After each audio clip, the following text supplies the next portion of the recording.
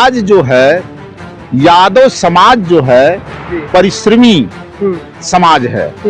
अपने कर्म के बदौलत, अपनी मेहनत के बदौलत ये परिश्रम कर रहे हैं। इनके बच्चे परिश्रम कर रहे हैं, पढ़ रहे हैं, लिख रहे हैं और तमाम भर्तियों में बढ़ चढ़ के भाग ले रहे हैं और भर्ती हो। परीक्षा में ओबीसी एससी समुदाय के लड़के जो है ज्यादा नंबर पाते हैं और इंटरव्यू में उनको जो है कम नंबर दिया जाता है। जानबूझ करके उनको टॉप लिस्ट की मेरिट से हटाने का काम किया जाता है, साजिश किया जाता है। नहीं करने में तो देख लीजिए कि उनके स्वजाति लोग जो उत्तर प्रदेश के मुख्यमंत्री हैं किस तरीके से कोडीन माफिया से लेकर के किसी के घर बुलडोजर आज तक नहीं चला।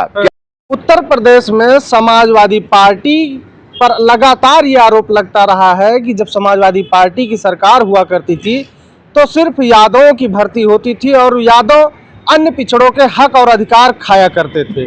बीते दिनों यूपीएससी का एग्जाम हुआ था, उसका रिजल्ट आया है जिसमें यादवों की जो संख्या है वो काफ़ी तादाद में हुई है। कह लीजिए कि लगभग 44 यादव यूपीएससी क्रैक किए हैं। बातचीत करेंगे, हमारे साथ समाजवादी पार्टी के राष्ट्रीय प्रवक्ता अजीत यादव जी हैं। स्वागत है नेताजी। धन्यवाद। सवाल ये है नेताजी कि लगातार आप लोगों पर यह आरोप लगता है कि जब आपकी सरकार होती है तभी यादव भर्ती होते हैं, और आज की जो स्थिति है उस पर आप क्या कहेंगे? चाहे भाजपा की सरकार रही हो जी, चाहे बहुजन समाज पार्टी की सरकार रही हो जी, और चाहे समाजवादी पार्टी की सरकार रही हो जी, और चाहे आज वर्तमान में चाहे उत्तर प्रदेश में भाजपा की सरकार है जी, और चाहे केंद्र में भाजपा की सरकार है, 69,000 शिक्षक भर्ती उठा करके देख लीजिए, 68,500 की भर्ती देख लीजिए शिक्षक की, नेकपाल की भर्ती देख लीजिए, आयोग उत्तर प्रदेश आयोग की भर्तियों को उठा करके देख लीजिए। आज जो है यादव समाज जो है परिश्रमी समाज है।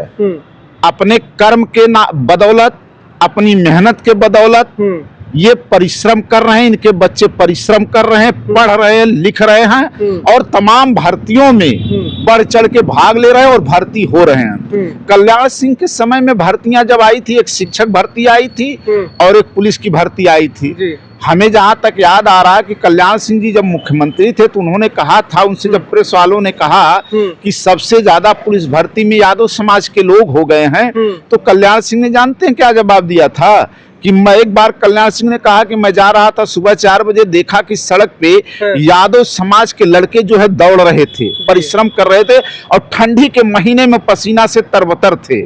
तो बताइए कि जो समाज परिश्रम करेगा वो भर्ती नहीं होगा, और वो शाम को दारू पी करके जो है चौराहों पर नाटक थोड़ी करता है, चौराहों पर मारपीट थोड़ी करता है यादव समाज का लड़का। तो वो परिश्रम कर रहा तो वो होगा, सबसे ज्यादा होगा।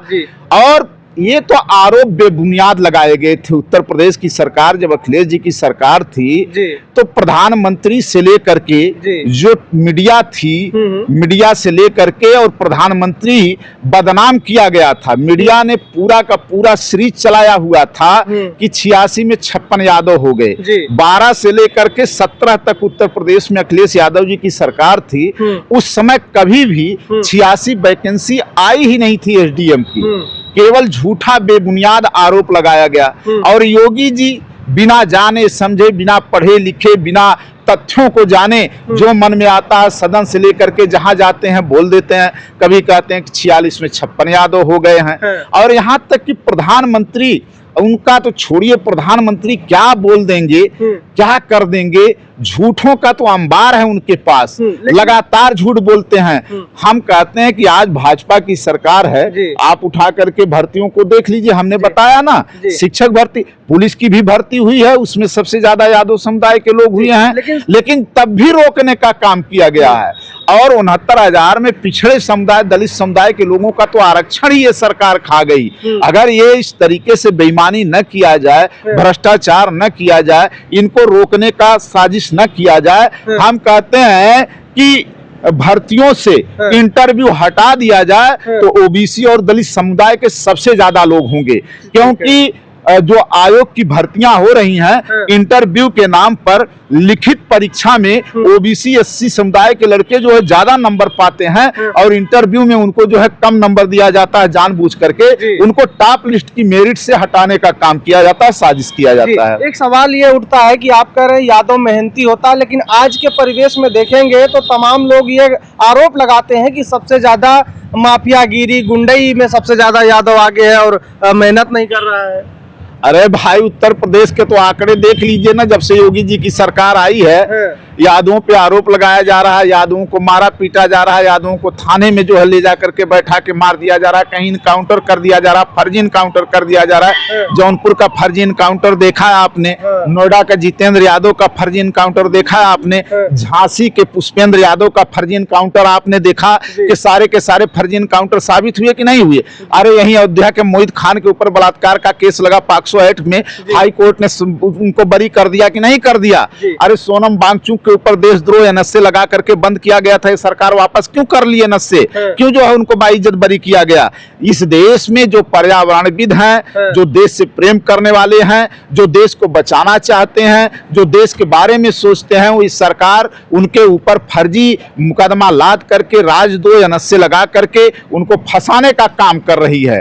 और गुंडई करने में तो देख लीजिए कि इनके स्वजाती लोग जो उत्तर प्रदेश के मुख्यमंत्री हैं, किस तरीके से कोडीन माफिया से लेकर के किसी के घर बुलडोजर आज तक नहीं चला। क्या हो रहा है, लोग भूल गए उस चीज को।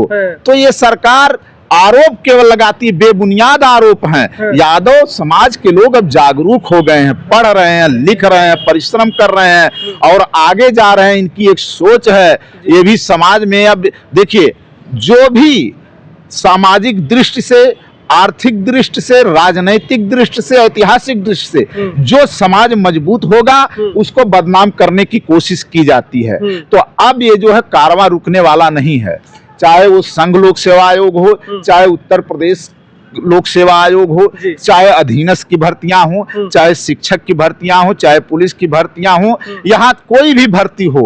अब जो है, जब जो समाज पढ़ेगा, हमें नहीं कह रहे हैं कि केवल यादव ही, जो भी समाज पढ़ेगा, जिनके बच्चे पढ़ेंगे, परिश्रम करेंगे, वो समाज में अपना स्थान स्थापित करेंगे। रही बात, सरकार जो है पारदर्शी ढंग से भर्ती तो करे, पेपर लीक हो जाते हैं बार बार, मामला कोर्ट में चला जाता है, बेरोजगारों को परेशान किया जाता है, प्रताड़ित किया जाता है, उनका पैसा खर्च होता है, परिवहन में आवागमन में उनका समय बर्बाद होता है, पढ़ाई से डिस्टर्ब होता है। ये सरकार जो है सही ढंग से व्यवस्था और परीक्षा नहीं करा पा रही है। ऐसा होगा कहीं न कहीं। अब सोचिए, एक बवाल चल रहा है, आ गया एक क्वेश्चन दरोगा भर्ती में कि अवसर के अनुसार बदल जाने वाले के लिए एक वाक्यांश लिखिए, तो उसमें पंडित घुसेड़ देने की क्या जरूरत थी? जब अवसरवादी होता है, अवसरवादिता होती है, तो उसमें पंडित घुसेड़ देने की क्या जरूरत है? क्यों भाई बदनाम कर, किसी जात को क्या जरूरत है बदनाम करने की? अब क्वेश्चन पूछ देंगे, अहिर की लाठी है? अरे भाई, अहिर की लाठी से क्या मतलब है? जो भी आर्थिक रूप से संपन्न होगा, जो भी आर्थिक रूप से मजबूत होगा, जो पैसे से मजबूत होगा, धन बल से, परिवार से मजबूत होगा, उसी की लाठी मजबूत होगी, केवल अहिरे की लाठी मजबूत होगी? ऐसा क्वेश्चन पूछ देंगे। तो ये सरकार जानबूझ करके काहे नहीं क्वेश्चन पूछवा देते कि जो है कौन इस समय जो है। अब सोचिए, आयोग, एक क्वेश्चन मुझे याद है हमारे समय में, ये उत्तर प्रदेश का आयोग जो है क्या सवाल पूछा था कि आतंकवाद की नर्सरी बताइए। उसमें आजमगढ़ ऑप्शन था और सही था। आप बताइए, आजमगढ़ उत्तर प्रदेश में आतंकवाद की नर्सरी है? केवल आतंकवाद आजमगढ़ से होता है? ऐसा क्यों लगा कि आजमगढ़ को जानबूझ करके, ये जानबूझ करके किया जाता है, नैरेटिव गढ़ा जाता है, नैरेटिव गढ़ा जाता है जानबूझ करके वोट के लिए कि इनको बदनाम करो, ये वोट हमारे पे प्लस होगा, वोट उनके पे प्लस होगा, ये वोट कटेगा, ये वोट जोड़ेगा, इसी पे नैरेटिव गढ़ा जाता है। हम कहते हैं कि आप सरकार से कि आप इस तरीके की जो कृत्य किए जा रहे हैं उसको रोका जाए, परीक्षाओं को पारदर्शी ढंग से कराया जाए, परीक्षाओं में पेपर लीक को रोका जाए और बच्चों को सही ढंग से अवसर मिले कि बेरोजगारी दूर करने की सरकार सोचे। आज बेरोजगार नौजवान जो है आत्महत्या कर रहा है, ये सब रुके। ठीक है। तो ये बातचीत हो रही थी। हमारे साथ समाजवादी पार्टी के प्रवक्ता अजीत यादव जी थे, जिनसे तमाम मुद्दों पर चर्चा हुई। हालांकि इनका साफ तौर पे कहना है कि जो यादवों को टारगेट किया जा रहा है ये बेहद निराशाजनक और चिंता का विषय है, क्योंकि यादव मेहनती कौम है और मेहनत करती है। अपनी मेहनत और लगन के दम पर तमाम जो भर्तियां हैं उनमें अपना वर्चस्व बनाए रखे है और लगातार भर्तियों में अपनी जगह वो स्थापित करता है, चाहे वो किसी की भी सरकार हो। पूरी चर्चा को लेकर आप क्या राय रखते हैं वो आप कमेंट बॉक्स में लिख के बताइएगा। मिलते हैं किसी अन्य वीडियो में। नमस्कार।